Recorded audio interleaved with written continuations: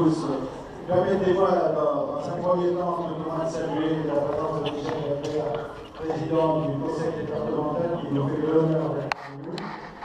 Alors, je voudrais également aussi, en présence de mes collègues du conseil municipal ici présents et en présence des ministres Barlin, de couper le ruban. C'est pas le ruban, c'est symbolique, c'est la branche pour ce 5e salon des jardiniers à Barlin.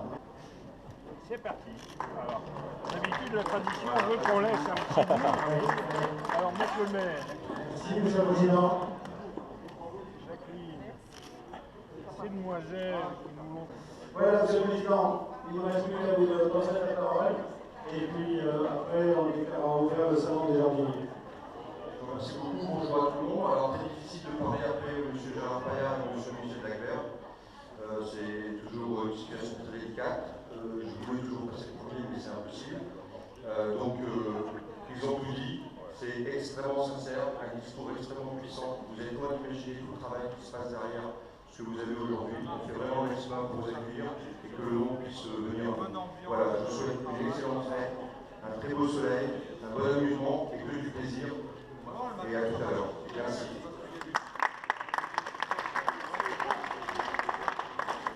Donc, le salon est ouvert. Bienvenue à tous. Chers auditeurs, bonjour. Eh bien, je suis ravie de vous retrouver pour cette émission en direct de la 5e fête des jardiniers de Barlin.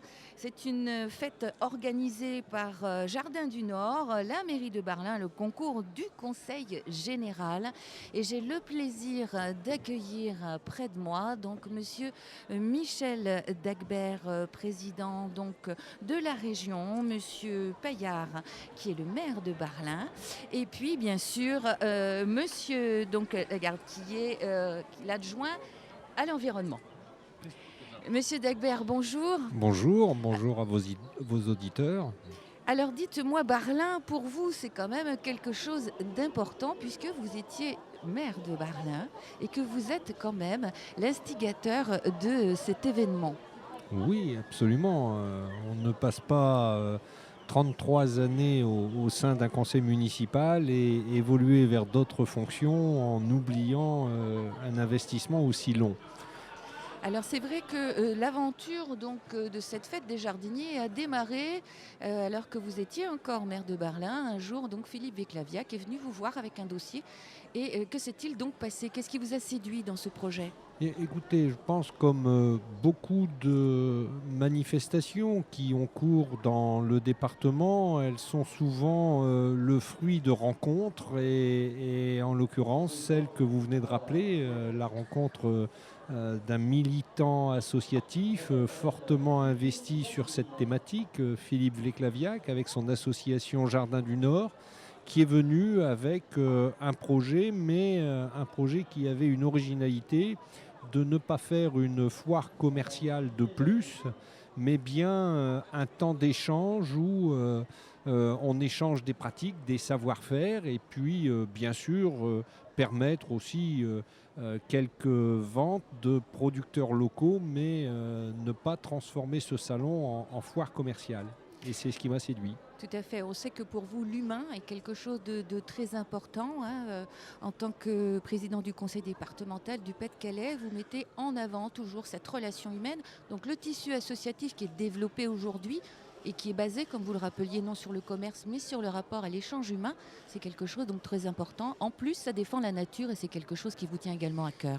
Nous sommes toujours en direct de la 5e fête des jardiniers de Barlin. Ils sont venus me rejoindre au micro de Banquise FM, Ludovic Lerouge de Jardin du Nord. Bonjour. Bonjour. Et Julien Dagbert du club de danse de Barlin. Bonjour. Alors je crois que tous les deux, vous êtes des éléments importants dans cette aventure de Jardin du Nord et de cette fête des jardiniers. Ludovic Lerouge, je crois que vous êtes un des premiers à avoir cru en ce projet fou de Philippe Béclaviac. Oui, tout à fait. J'ai rencontré Philippe par le biais d'un forum internet sur le jardinage, mais au niveau national. On a tout de suite sympathisé et quand Philippe a eu l'idée de créer un forum plus régional avec des jardiniers de la région, forcément il m'a demandé de le rejoindre et j'ai été le deuxième inscrit après lui, donc en 2009. En 2009 et depuis l'aventure continue. l'aventure de la création de cette fête des jardiniers, comment ça s'est déroulé? Alors c'est une idée à la base de Philippe, c'est son bébé. C'est lui qui a eu l'idée de créer une fête des jardiniers pour rassembler, fédérer tous les jardiniers et les passionnés de jardinage en général, de les rassembler dans un même lieu. À la même manière que l'on fait sur notre forum, mais là vraiment de se rencontrer physiquement et leur faire voir les divers stands que l'on peut mettre autour du jardinage. Oui, c'était au départ une façon de permettre à tous les internautes qui vont se retrouver sur le forum de se rencontrer vraiment en chair et en os et d'échanger en direct et en même temps d'inviter le public à cet échange. Voilà, tout à fait, c'est exactement cela, le fait de se rencontrer entre membres inscrits du forum, on se connaît que par le biais d'Internet. Le fait d'avoir fait la fête des jardiniers, ça nous a permis de nous rencontrer physiquement et également de promouvoir notre association et faire voir ce que l'on fait sur Internet par rapport aux divers stands, et rencontrer, aller à la rencontre des visiteurs, répondre à leurs questions, leurs attentes. Le choix géographique n'a pas été non plus un choix fait au hasard. Voilà, tout à fait, il est vraiment centré en plein milieu de notre région, du côté de Béthune forcément, donc on est à peu près limitrophe entre la Côte d'Opale, l'Artois, le Béthunois, la région lilloise également, même on a certains membres belges qui viennent même nous rejoindre, certains font 3 à 4 heures de route juste pour nous voir parce qu'ils savent que c'est l'occasion unique de se rencontrer chaque année. C'est aussi donc un rapport humain important, hein, je crois. Et je me tourne d'ailleurs vers Julien Dagbert sur ce côté humain. Donc vous êtes président du club de danse de Barlin. Alors, que faites-vous chez les jardiniers? Effectivement, on peut se dire jardinage et danse ne font pas forcément bon ménage, ou on ne peut pas trouver le lien directement. Le lien qui nous lie en fait le club de danse et l'association Jardin du Nord, c'est un lien d'amitié qui a été tissé avec Philippe. Philippe, on s'est rencontré dès la première édition où il m'a fait une demande de service, une proposition en fait pour venir animer cette belle fête des jardiniers, et donc j'y suis venu, et puis j'y suis pas venu seul. On y est venu à plusieurs, on est une vingtaine de bénévoles du club de danse qui apprécions particulièrement Philippe et l'ambiance aussi qui règne dans cette fête, et donc on est venu le rejoindre pour vraiment lui prêter main forte et faire que cette fête puisse être une belle réussite et que l'accueil du public se fasse de manière conviviale et chaleureuse.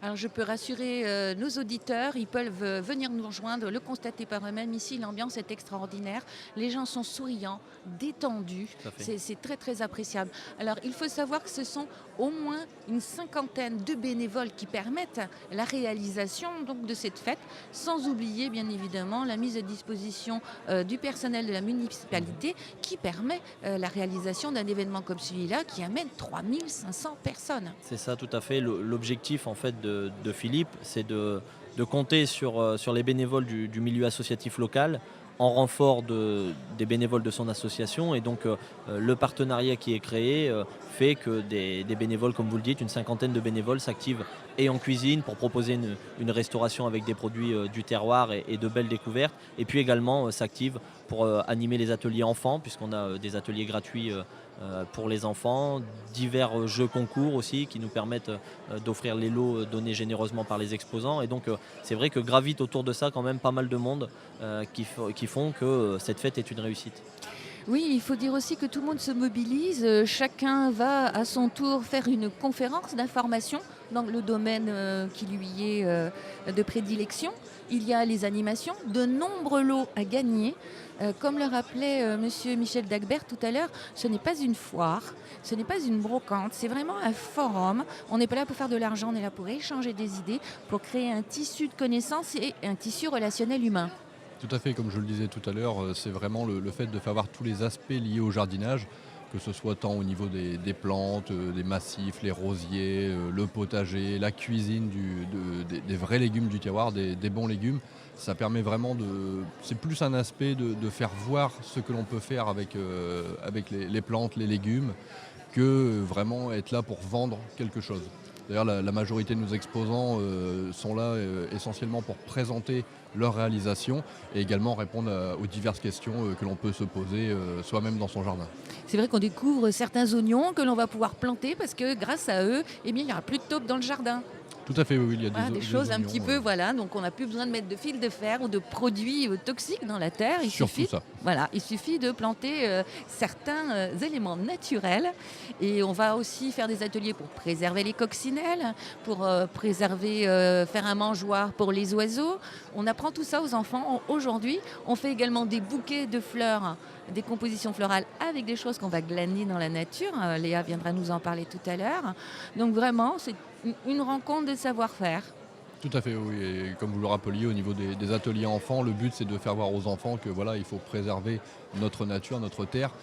Nous, la majorité d'entre nous en sommes très conscients, mais on essaye de faire voir aux enfants que voilà, avec des petits ateliers, ça permet d'occuper également les petits. Et grâce à cela, on leur fait voir que voilà, il faut protéger les insectes parce qu'ils sont très utiles pour le jardin. Oui, nos grands-parents en étaient bien conscients, puisque nos grands-parents cultivaient leur jardin. Je dirais que la grande production, la grande distribution n'existait pas, donc on était bien obligés.